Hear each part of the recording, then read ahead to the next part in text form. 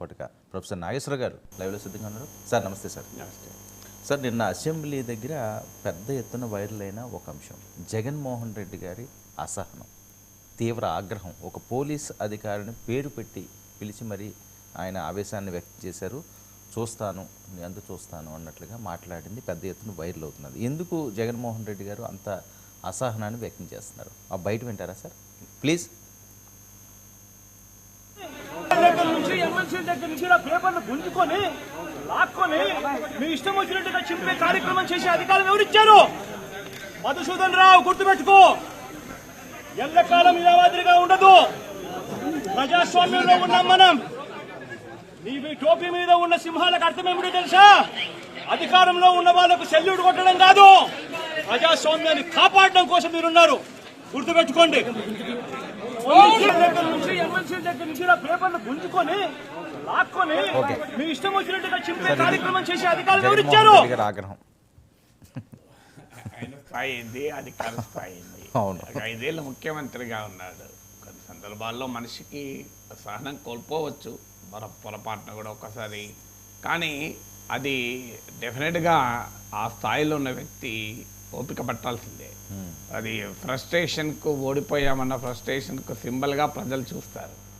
So అధికారులు ఇప్పుడు మీరు ఉన్న ప్రభుత్వానికి, అధికారంలో ఉన్న వారికి సల్యూట్ కొట్టడం కాదు, ప్రజాస్వామ్యానికి సేవలు చేయాలని. జగన్మోహన్ రెడ్డి అధికారంలో ఉన్నప్పుడు అదే జరిగింది కదా. తాను అధికారంలో ఉన్నప్పుడు ఏం చేశారు అధికారులు? ఒక్కసారి అధికారులకు పొలిటీషియన్లో కల్చర్ అలవాటు చేస్తే అందరు కాకపోయినా కొందరు అధికారులు అదే కల్చర్లో అలవాటు పడతారు కదా. జగన్మోహన్ రెడ్డి సేవలో కొంతమంది తరిస్తే, చంద్రబాబు నాయుడు సేవలో మరికొందరు తరిస్తారు. ఈ రాజకీయ నాయకుల సేవలో తరించకూడదు అనే ఒక పాలనా సంస్కృతిని తాము అధికారంలో ఉండగా నెలకొల్పితే అప్పుడు మార్పు వస్తుంది. మార్పు రాకపోయినా కనీసం అడిగే హక్కు ఉంటుంది. సో జగన్మోహన్ రెడ్డి ముఖ్యమంత్రిగా ఉన్నప్పుడు కూడా అధికారులు మీద ఇదే రకమైన విమర్శలు, జగన్మోహన్ రెడ్డికి, వైఎస్ఆర్ కాంగ్రెస్కు అనుకూలంగా పనిచేశారని. వాస్తవంగా సర్దార్ పటేల్ స్టీల్ ఫ్రేమ్ అంటాడు అధికారులను. సో స్టీల్ ఫ్రేమ్ అంటే సివిల్ సర్వీస్ గురించి ఉద్దేశించి చెప్తారు. అంటే రాజకీయ వ్యవస్థ కాదు అధికారులు పనిచేయాల్సింది. కరెక్టే, ప్రజాస్వామ్యాన్ని చేయాలి, రాజ్యాంగాన్ని చేయాలి. కానీ పొలిటీషియన్లు ఆ రకంగా అధికారులను తయారు చేశారు. అధికారులు కూడా కొంతమంది వాళ్ళ అవసరాల కొరకు పొలిటీషియన్ల దగ్గర అయ్యాక పొలిటీషియన్ ఎవరు, అధికారి ఎవరు అనే, బ్యూరోక్రాట్ ఎవరు, ఆఫీసర్ ఎవరు అనే గ్యాప్ అనేది లేకుండా పోతుంది. ఎప్పుడు కూడా తన అసహనాన్ని, తన ఫ్రస్ట్రేషన్ను చూపెట్టుకోవడానికి అధికారులు టార్గెట్ కాకూడదు. సభలో వచ్చి ప్రజా సమస్యలను ధీటుగా సభలో ప్రవేశపెట్టడం ద్వారా ప్రజల పక్షాన్ని నిలబడే పోరాటంగా దాన్ని మార్చుకోగలగాలి. అధికారంలో ఉన్నప్పుడు కూడా అదే సమస్య అయింది. ఎవరో డాక్టర్ సుధాకర్, ఆయన మాస్కులు లేవు అన్నాడు. ఆయన పైన అంత అటాక్ చేయాల్సిన అవసరమే ఉన్నది.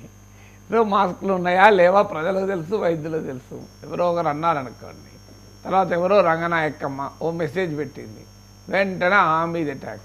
ఇప్పుడు జగన్మోహన్ రెడ్డి చంద్రబాబు నాయుడు మీద ఫైట్ చేయాల్సింది పోయి అధికారంలో లేనప్పుడు రంగనాయకమ్మ పైన, డాక్టర్ సుధాకర్ పైన, అధికారంలో ఉన్నప్పుడు, అధికారంలో లేనప్పుడు మధుసూదన్ రావు పైన పోరాడితే ఏమొస్తుంది? జగన్మోహన్ రెడ్డి పోరాడాల్సింది చంద్రబాబు నాయుడు పైన, పవన్ కళ్యాణ్ పైన కదా. మధుసూదన్ రావులు ఎంతమంది వాళ్ళు ఇవాళ ఒక మధుసూదన్ రావు ఉంటే ఇంకో మధుసూదన్ రావు వస్తాడు. సో అందువల్ల లేకుంటే మధుసూదన్ రావు ప్లేస్లో మధుసూదన్ రెడ్డి వస్తాడు, అంతేగా తేడా. సో అధికారులు ఏమున్నది? సో అందువల్ల జగన్ ఆయన అసహనము మాత్రం it doesn't speak well for him. కొన్ని సందర్భాల్లో మరి ఏ కారణం రీత్యా అంతటా అసహనాన్ని వ్యక్తం చేశాడో తెలియదు. సో సిపిఎల్ అనొచ్చు, అధికారి అవమానించాడనో, లేకుంటే ఏదో కారణం చెప్పవచ్చు.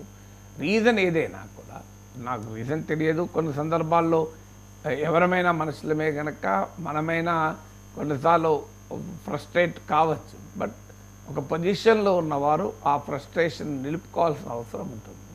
ఎందుకంటే that doesn't reflect on his personality. ఇప్పుడు లీడర్ ఆఫ్ ద అపోజిషన్గా వ్యవహరించాల్సిన తీరు ఉందా? అతను అగ్రెసివ్గా ఉండొచ్చు, సందర్భం వేరు. ఇప్పుడు మీరు పవన్ కళ్యాణ్ ఎగ్జాంపుల్ తీసుకోండి.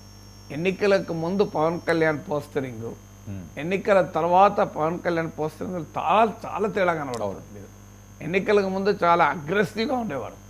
సో అది అప్పుడు అవసరం కూడా, ఎందుకంటే యుద్ధ భూమిలో అగ్రెసివ్గానే ఉండాలి. యుద్ధ భూమిలో శాంతి వదనంతో ఉంటే ఎట్లా?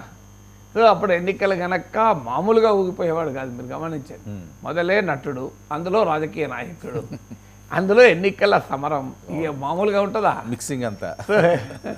పవన్ కళ్యాణ్ విశ్వరూపాన్ని మనం చూసాము. కానీ ఇప్పుడు ఉప ముఖ్యమంత్రిగా ప్రమాణ స్వీకారం చేసినప్పటి నుంచి మీరు పవన్ కళ్యాణ్ బాడీ లాంగ్వేజ్, పోస్టరింగ్ చాలా డిఫరెంట్గా కనబడుతుంది. అప్పటి అగ్రెసివ్ పవన్ కళ్యాణ్ కనబడతలేడు. మీకు ఎక్కడా కూడా చూడండి, ఫీల్డ్ మీద కూడా జనసేన కార్యకర్తలు వైసీపీ వారిపైన దాడులు చేస్తున్నారని ఎక్కడ వైఎస్ఆర్ కాంగ్రెస్ వాళ్ళు కూడా ఆరోపించలేదు. మీరు గమనించండి, ఎక్కడ వైసీపీ వాళ్ళ ఆరోపణ ఎక్కడా లేదు. మరి జనసేన వాళ్ళు గెలిచిన 21 చోట్లైనా వైసీపీ వాళ్ళ మీద అటాక్స్ అనేది ఎక్కడా లేదు. మీరు గమనిస్తే సో ఆ ఆరోపణ వైసీపీ వాళ్ళు కూడా చేయడం లేదు.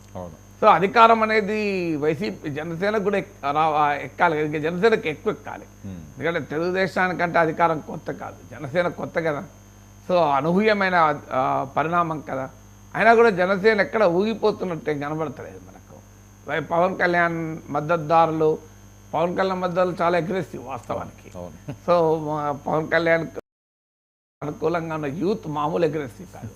కానీ నాయకుడు అగ్రెషన్లో లేకపోతే కార్యకర్తలు ఉండడం దానికి ఉదాహరణ. పవన్ కళ్యాణ్ అభిమానులు సాధారణంగానే అగ్రెసివ్. మీరు సో ఆ యంగర్ జనరేషన్, యూత్ ఫాలోవర్స్ ఎక్కువ, సినిమా అభిమానంతో ఉన్న ఫాలోవర్స్ కనుక వాళ్ళు మామూలుగా ఊగిపోరు. అలాంటి అగ్రెసివ్ వాళ్ళకు కూడా నాయకుడు అగ్రెషన్ చూపెట్టకపోవడం వల్ల కొంత మీకు కింద కార్యకర్తలకు కూడా అగ్రెషన్ లేదు. సో జగన్మోహన్ రెడ్డి ఇలా అగ్రెషన్ చూపెడితే ఆయనకే నష్టం. ఎందుకంటే మనందరికీ తెలుసు, కోపము, అసహనము మనిషిని దహించి వేస్తుంది.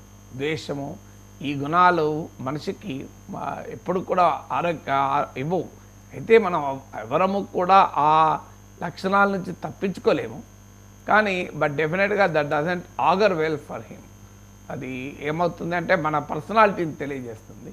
సో ఈ అధికారి ఎవరైనా కానివ్వండి, ఆయన ఏ కారణ రీత్యా జెన్యూన్ జస్టిఫైడ్ రీజన్తో జగన్ కోపం వచ్చినా కూడా still I don't think it is a right approach.